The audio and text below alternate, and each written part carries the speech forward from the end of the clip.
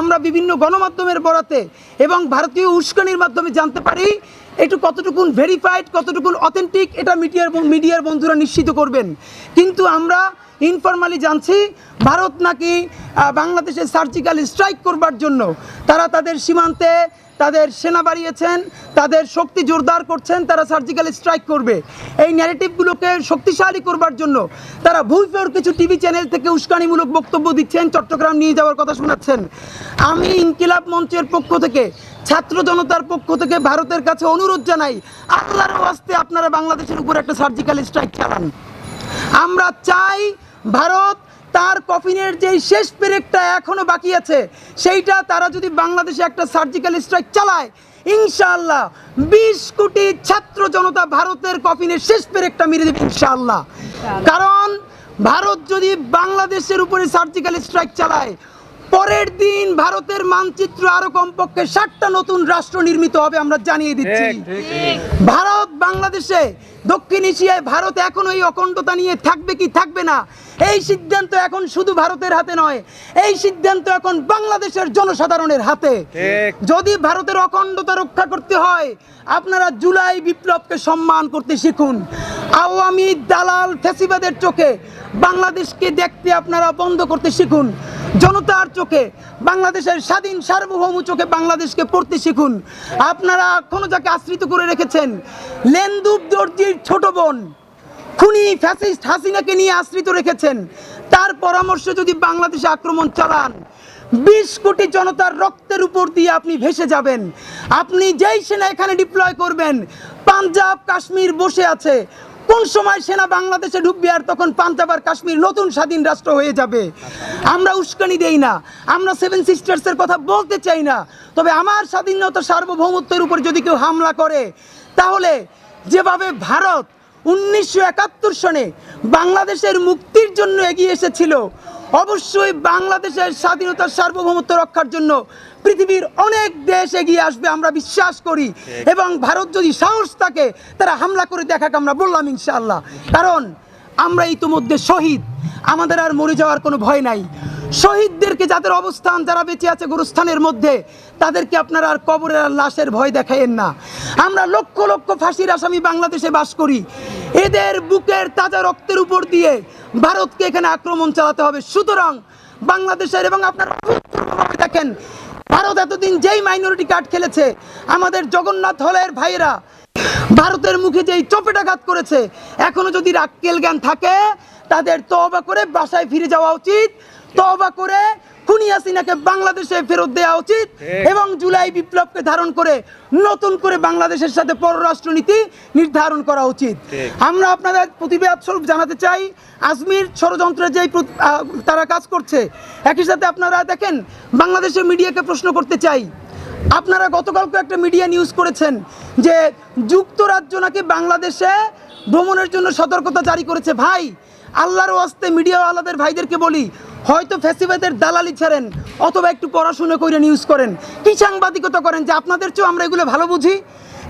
প্রত্যেকটা foreign policy, তাদের রাষ্ট্রের এম্বাসিতে তাদের যে ওয়েবসাইট থাকে, এই ওয়েবসাইটের একটা অংশ থাকে কোন পাঁচটা ঝামেলা। সাজেকে একটা ঝামেলা হয়েছে, সাজেককে দেখানো হয়েছে যে সেইখানে এখন ভ্রমণে ঝামেলা আছে। সাজেককে পুরো বাংলাদেশ বানাই ফেললেন আপনারা। আমরা আপনাদেরকে বলতে চাই, আপনারা কেন নিউজ করলেন না? গত 24শে নভেম্বর, এর মানে আজ থেকে 10 দিন আগে, ভারতের উত্তরপ্রদেশে সম্বল শাহী মসজিদে হিন্দুত্ববাদীরা পাথর মেরে 4 জন মুসলমানকে হত্যা করেছে। আজ থেকে মাত্র 10 দিন আগে সেখানে ইস্যু কি ছিল? সেখানেও তারা বেশ কিছুদিন আগে মামলা করেছিল, ওটাও নাকি একসময় শিব মন্দির ছিল, সম্বল শাহী মসজিদ।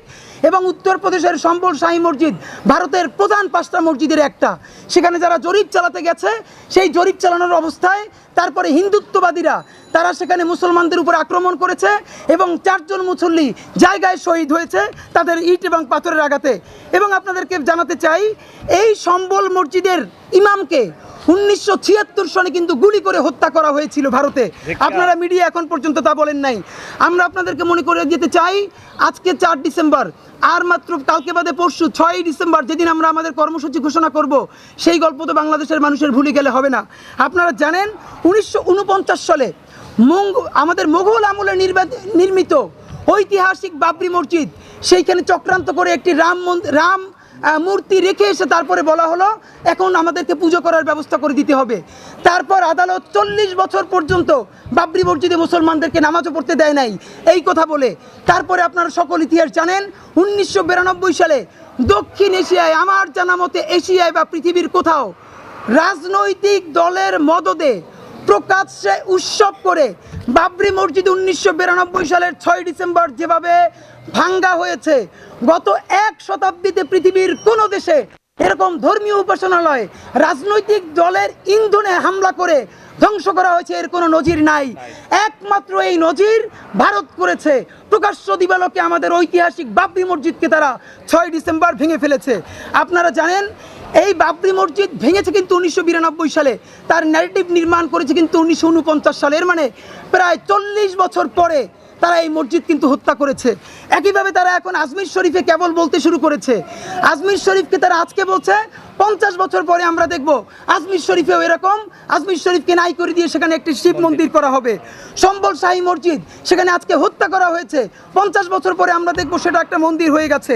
গুজরাট গণহত্যা 2002 সালে, এখন যে মোদি, কসাই মোদি, যে আজকে বিজেপির এবং ভারতের প্রধানমন্ত্রী হয়ে আছে, গত 20 বছরে গুজরাটে যে গণহত্যা হয়েছে, 1000-এর অধিক মানুষ ন্যূনতম যাদেরকে আগুন দিয়ে পুড়িয়ে হত্যা করা হয়েছে, মুসলমানদের ঘর বাড়ি লুট করা হয়েছে, ধর্ষণ করা হয়েছে। আপনারা পারলে বলেন তো যে গত 20 বছরে এরকম একটা গণহত্যা দক্ষিণ এশিয়ার একটা দেশে আর চলেছে?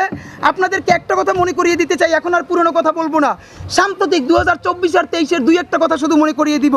আপনারা জানেন 2023-এ উত্তরপ্রদেশে একজন মুসলমান এমপি আতিক আহমদ, উত্তরপ্রদেশের এমপি আতিক আহমদ এবং তার ভাইকে পুলিশ হেফাজতে সন্ত্রাসী বলে গুলি করে হত্যা করা হয়েছে। এই গত বছর পুলিশ হেফাজতে একজন মুসলমান এমপি এবং তার ভাইকে গুলি করা হত্যা করা হয়েছে। আপনারা যারা মিডিয়ার ভাই আছেন, বাংলাদেশে যারা ভারতের দাবিদারি করে, তাদেরকে জিজ্ঞাসা করতে চাই, গত বাংলাদেশ তো দূরের কথা, দক্ষিণ এশিয়া বা এশিয়ার একটা দেশের কথা বলেন, পুলিশ হেফাজতে একজন রানিং এমপিকে কোন দেশে গুলি করা হত্যা করা হয়েছে? এইরকম বর্বরতা, পৈশাচিক হত্যা ভারত ছাড়া আর কেউ এখন পর্যন্ত করতে পারে নাই।